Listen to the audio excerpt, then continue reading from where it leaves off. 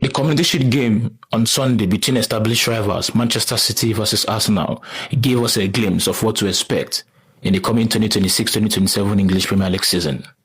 And these are three things I picked from that game. Number one is, it still feels strange that Pep Guardiola is no longer the manager at Manchester City. And what makes it a big enthralling is the fact that the two managers who were eking it out on the pitch, Enzo Maresca and Mikel Arteta, are two students of Pep Guardiola. This highlights the legacy he's built. But matter of fact, it will still take some time for us to adjust into this new scenario, into this new fact that Pep Guardiola is gone and his students and instead trying to establish dominance. Secondly, Manchester City were sloppy. Now, it is not just that they conceded in the first 45 seconds of the game. Rather, we all know that Manchester City is undergoing a rebuild. Players like Bernardo Silva leaving and Rodri as well leaving, and so many players coming in with a new coach. There seems to be question about the fact that Pep Guardiola has left a big shoe. But could Enzo Maresca fill those up? Could he continue to compete? Or with the departure of Pep Guardiola, is the fear factor gone with him?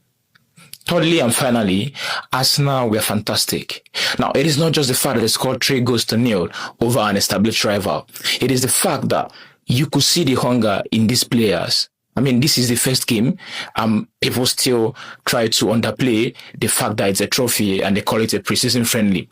However, you could see players like Bremagalas and a couple of other players throwing themselves into defensive duties, blocking, making blocks and screaming to themselves. Questions still abound whether Arsenal's glory last season depends on the fact that a lot of their rivals were not up and doing, or if they exactly dominated the league. But what we've seen from this Community Shield game is the fact that Arsenal are determined to maintain their dominance on English Premier League. Clearly, there is the objective of going in Europe and going all the way to win the Champions League. However, there is no mistaking the fact that they want to retain the English Premier League.